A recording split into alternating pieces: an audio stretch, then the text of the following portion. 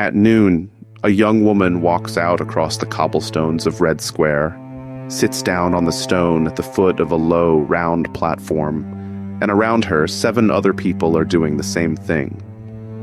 Within a few minutes, plainclothes men will be running at them across that open stone, and every one of those 7 will be sent to a labor camp, into exile, or into a locked psychiatric ward.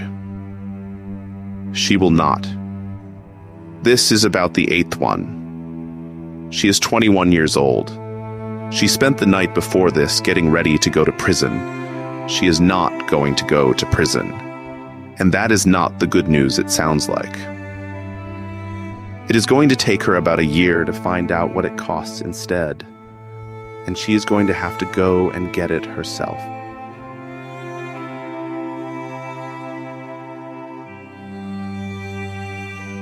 By that summer, she had been to 3 demonstrations. Every one of them, as far as anybody official was concerned, was an accident. She had been picked up once before at an earlier protest and let go. Nobody had ever once made her answer for any of it by name. She was a student on the correspondence rolls at an Institute of History and Archives. Her way into the circle was a friendship, 1 family, 1 apartment, a few dozen people who typed things at night and passed them hand to hand. And she knew exactly what the state did to people because of where she came from. Her father had been a scientist. He met her mother in Norilsk while he was serving a sentence in a labor camp there. That is the family she was born into. She was born in the camp town. In the 3rd week of August, 5 armies crossed into Czechoslovakia in the middle of the night and put an end to the thing everybody had been quietly hoping about all spring. 4 days later, she learned the demonstration was going ahead. She decided at once. And then she sat down and did the arithmetic that everybody in that circle knew how to do. And she told herself what was coming, in as many words. A camp lay ahead of her. So she started getting ready for it. Late that night, she cleaned out her apartment, which did not mean tidying up. It meant destroying every typed page in the place, everything that could be called criminal, so that when they came, and they were going to come, there would be nothing on the shelves to find. Then she wrote letters to her friends and to her parents, who were away and would come home to them. She did not expect to be there when they were read. She had no doubts about it. She was 21 years old, and she had made herself ready for the worst thing her country could do to her. Her country was about to do something else.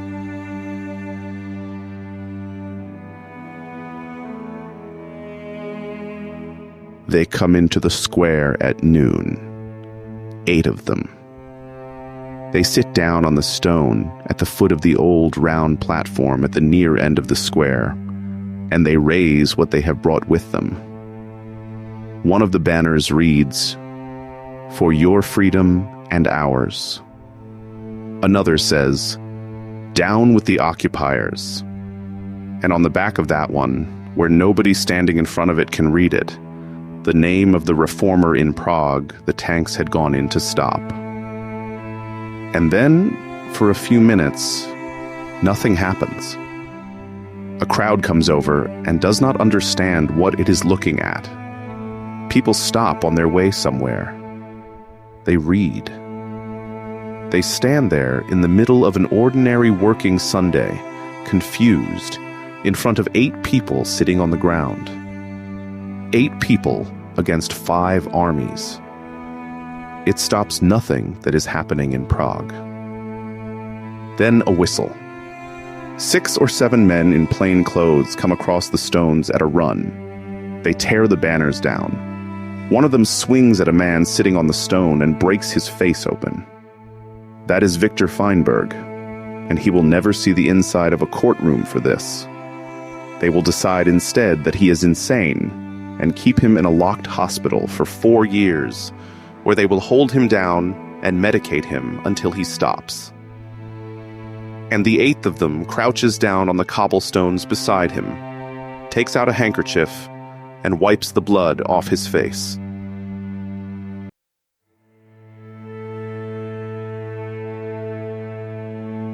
They are put into cars. The cars start toward the Lubyanka, and somewhere on the way a telephone call turns them around, and they end up in an ordinary police station on Pushkin Street. They have about 3 hours together in there before anybody is called in for questioning. They spend it working out what is going to happen to them, and they are not naive people. They have watched this happen to friends. By the end of those 3 hours, they have sorted themselves, without much argument, into the ones with no hope and everybody else. And somewhere in that room, for the first time in 2 days, a thought arrives that she has not had before. What if I try? It is a bad plan, and she knows it. Who is going to believe her?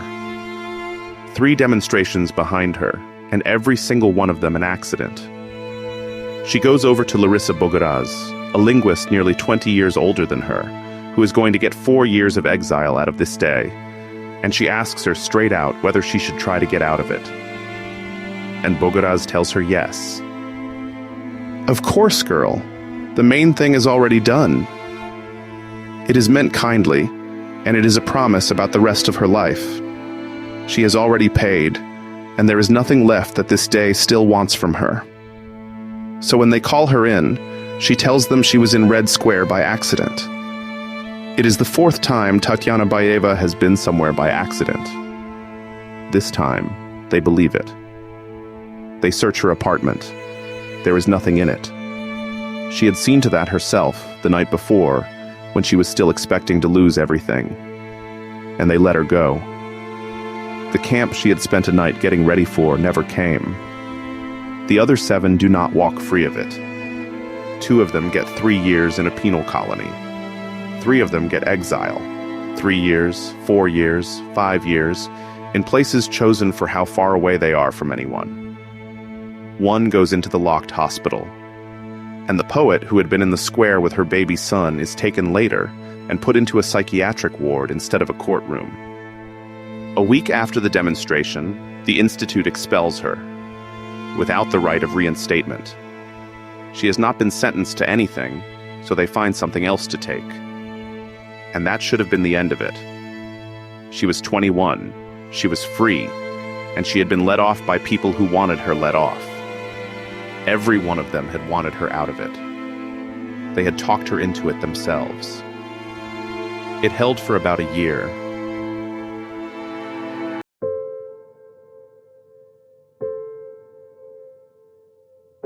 One of the 8 had set out to write all of it down. Natalia Gorbanevskaya was a poet. She had been in the square that day with her infant son, and they had let her go the same afternoon. And she was already putting together the typed bulletin that told the country what was being done to people in its own courtrooms.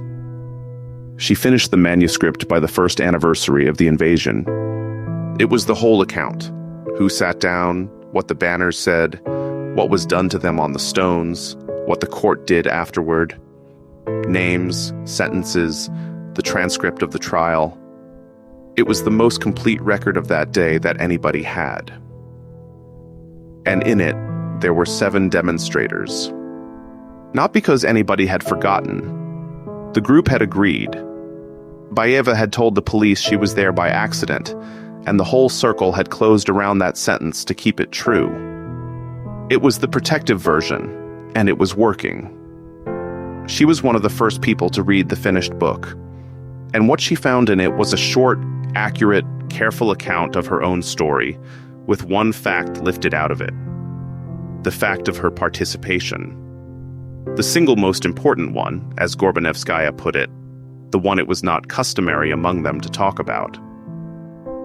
However long it took her to decide, Tatiana Baeva put her own name back into the record. She writes her own account and gives it to Gorbanevskaya to put in the book. It runs 3 pages. It says she went to Red Square on purpose. It says she was one of 8. And at the end of it, she signs it. The same name she had taken off the act in a police station a year before, she puts back on it, in writing. In a manuscript she knows will be typed and retyped and passed hand to hand, and read, eventually, by exactly the people who let her go. The hand that signs it is the same hand that crouched on the cobblestones and wiped another person's blood off his face. The one thing she did that day that nobody had to talk her into. Nobody ever once made her answer for any of it by name. In the end, she did that herself. And she still did not have all of it right. Her own first version left one of the banners out, the one that had been on the back of the placard, where nobody in front of it could read it. Somebody else who had been on the stones that day caught it, and she put that right too. Nobody asked her for any of this. Not one of the 7. The people who paid for that afternoon had wanted her clear of it, and she was clear of it. She went back in, on paper, under her own name, while the ones who had been sentenced were still serving. The main thing was not already done.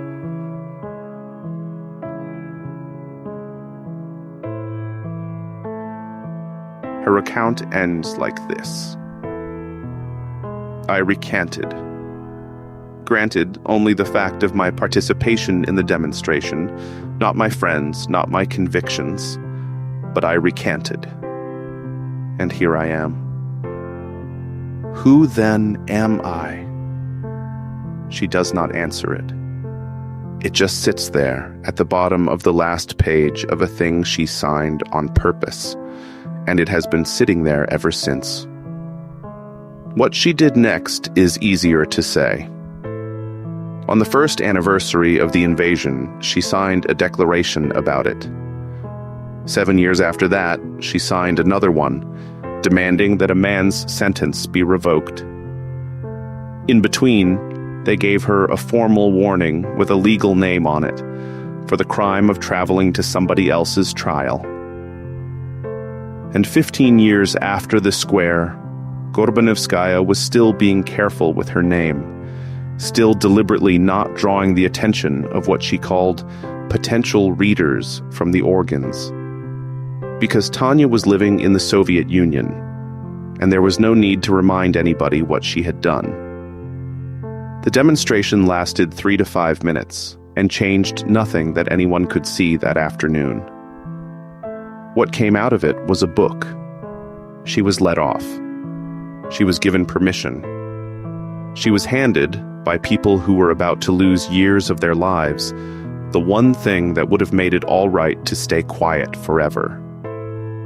And a year later, on her own, with a finished book in front of her that had already forgiven her, she picked up a pen and put herself back into the worst day of her life.